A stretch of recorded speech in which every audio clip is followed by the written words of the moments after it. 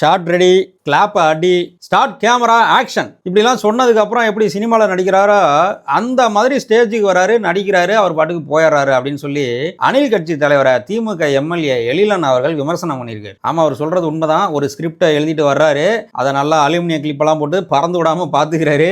அதை பார்த்துட்டு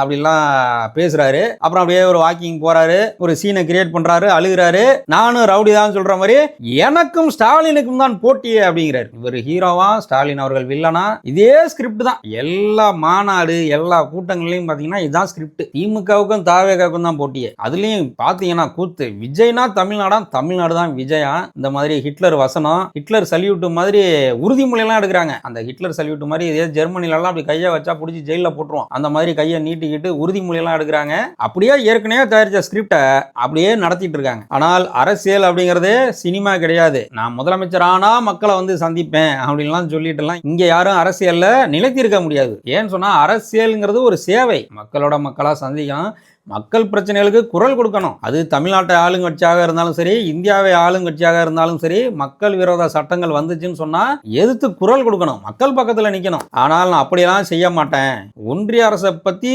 வாய் திறந்து பேச மாட்டேன். என்னமோ சிபிஐ முதலமைச்சர் ஸ்டாலின் அவர்கள் கண்ட்ரோல்ல இருக்கிற மாதிரி நேற்று சொல்லியிருந்தாரு. அவரை வந்து சிபிஐ கேஸ் போட்டு துன்புறுத்திட்டாங்களாம். இவர் தான் போய் சிபிஐ கேஸ் வேணும்னு கேட்டு வாங்கினாரு.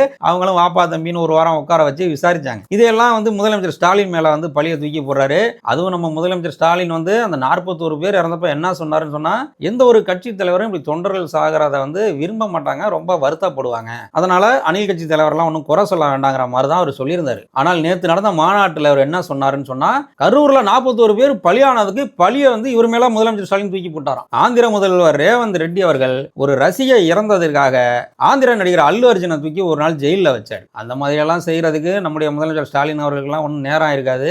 நம்முடைய முதலமைச்சர் ஜனநாயகத்தை விரும்புவர், நாகரிக அரசியலை விரும்புவர், அதனால விட்டு வச்சார். மக்கள் பார்த்துட்டு இருக்காங்க. இப்படி அபாண்டமாக நம்முடைய முதலமைச்சர் மேல பழி போடுறதெல்லாம் மக்கள் விரும்ப மாட்டாங்க. ஆகையினால் அணில் கட்சி தலைவர் என்ன பேசுறோம் அப்படிங்கிறத புரிஞ்சு பேசணும். ஒருத்தங்க எழுதி கொடுத்துட்டாலும் ஒருத்தங்க எழுதி கொடுத்துருக்கத அப்படியே வாசிக்க கூடாது. அரசியலுக்கு வந்துட்டீங்க, டெய்லி நியூஸ் பார்க்கணும், நிறைய பேரை பக்கத்தில் வச்சுக்கிட்டு என்ன நடக்குது ஏது நடக்குதுன்னு தெரிஞ்சுக்கணும். நாட்டு நடப்பை தெரிஞ்சுக்காட்டியும் அட்லீஸ்ட் தமிழ்நாட்டு அரசியலாச்சும் தெரிஞ்சுக்கணுமா இல்லையா? சும்மா ஷூட்டிங் ரெடி ஆகிற மாதிரி வர்றது, ஸ்கிரிப்ட் பேப்பரை வாங்குறது, அதில் என்ன எழுதியிருக்கிறது அப்படியே பேசுறது, இதுவா ஒரு கட்சி தலைவருக்கு அழகு? கட்சி தலைவர்னா பொறுப்புமிக்க பதவி.